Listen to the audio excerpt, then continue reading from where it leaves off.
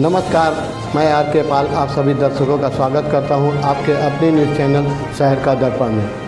अब सभी खबरें विस्तार। लखनऊ में आज संत गाडगे जी महाराज प्रेक्षागृह में कल्चरल क्वेस्ट संस्था द्वारा कथक गुरु सुरभि सिंह ने सुप्रसिद्ध लेखिका अमृता प्रीतम के जीवन पर आधारित नृत्य नाटिका आजाद रूह का भव्य मंचन किया। इस प्रस्तुति में अमृता प्रीतम के जीवन, संघर्ष, प्रेम और विभाजन की पीड़ा को कथक की लय और भावभंगिमा में पिरोकर दर्शकों के सामने प्रस्तुत किया गया। इस नृत्य नाटिका का लेखन, संगीत, वॉयस ओवर और निर्देशन स्वयं कथक गुरु सुरभि सिंह ने किया।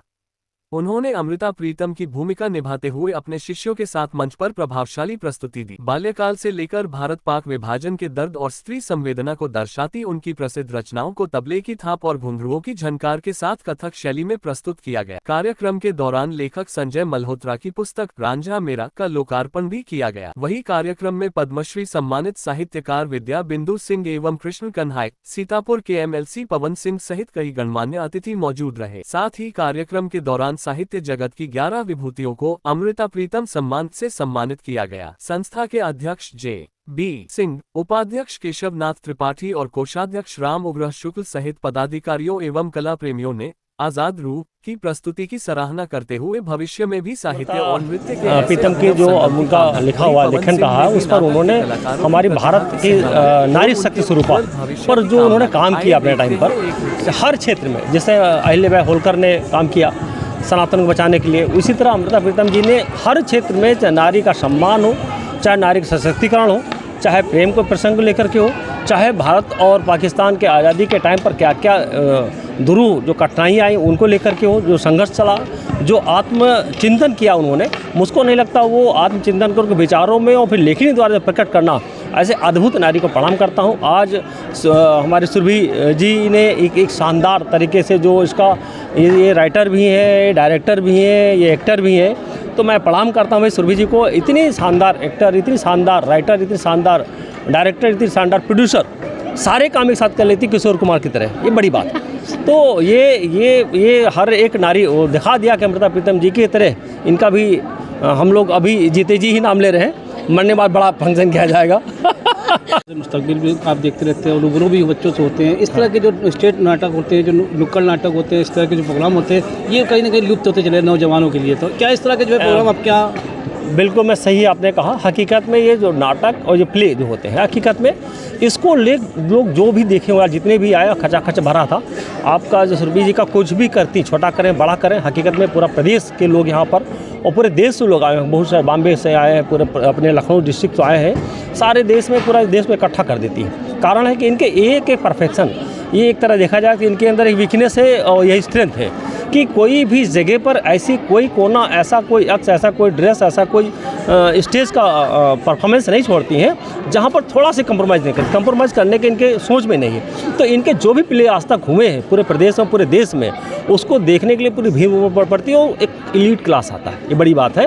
वो जा कर के बड़ा मैसेज देते हैं और जो भी बच्चे, जो भी इसमें बच्चे, बूढ़े और जवान, सही भाषा में, वो सबके लिए होता है, सबके बड़ा मैसेज होता है। जो देख लेता है वो ज़िंदगी भर नहीं भूल सकता है और अपने आप को इनके नाटक, इनके राइटर, इनके प्रोड्यूसर से संबद्ध करते हुए वो कहीं ना कहीं अपने आप को पाता है। तो वो जो उसकी जीवन का चरित्र बदलता है, जीवन के विचार बदलते हैं, जीवन जीने की कला बदलती है। ये आपके, मैं सुरभि जी को बहुत साधुवाद धन्यवाद देता हूँ कि आपके अंदर ये जो विद्यमान है, ये कला है, ये सबके अंदर होती नहीं है, ये गॉड गिफ्टेड है। और मैं ऊपर वाले से आशीर्वाद मांगता हूँ इनके लिए कि ये इसी तरह और भी प्ले और भी नाटक, नुक्कड़ जो नाटक हो, चाहे संगीत को लेकर के हो, चाहे भजन को लेकर के हो, चाहे रामायण लेकर के हो, चाहे सुंदरकांड लेकर के हो, चाहे हनुमान चालीसा लेकर के हो, ये बिल्कुल विशिष्ट तरीके से करती हैं जो किसी देश में किसी भी राइटर, किसी प्रोड्यूसर द्वारा या किसी आयोजक द्वारा दिमाग में नहीं आता, वो आपके दिमाग में आता है। तो मुझको लगता है कि हनुमान जी के इन पर विशेष कृपा है। उसी तरह हनुमान जी की तरह ये बिल्कुल कभी चंडी और कभी हमारी पवित्र नारी, कभी बिल्कुल सरल सहज तरीके से भी काम करना शुरू कर देती है, लेकिन जब मौका पड़ता है तो अपने आप को दिखा भी देती है कि नारी शक्ति रूपा क्या होता है, क्या होती है, वो भी इनके अंदर विद्यमान है। मैं ऐसी नाटक को और ऐसी नारी को प्रणाम करता हूँ जिन्होंने इतना बड़ा मैसेज दिया है पूरे समाज के लिए, पूरे देश के लिए।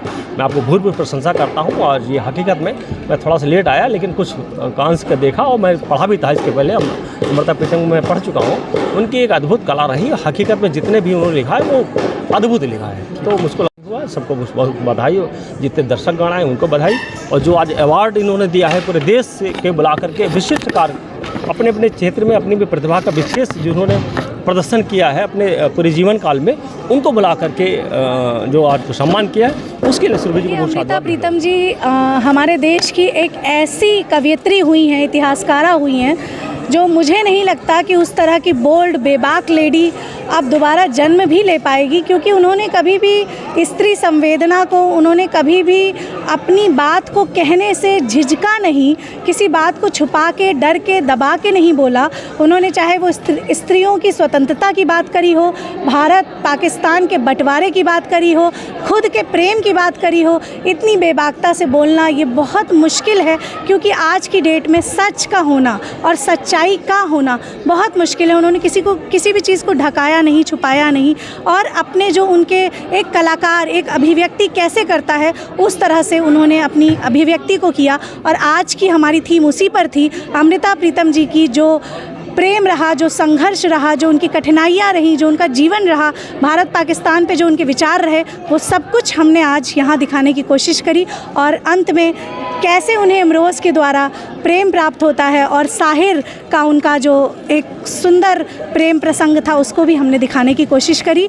पवन भैया हमारे बीच मत होइए कंफ्यूज, देखते रहिए शहर का दर्पण न्यूज़, क्योंकि खबरों की नब्ज़ पहचानते हैं हम। फिर अगले बुलेटिन में मुलाकात होगी, तब तक के लिए नमस्कार।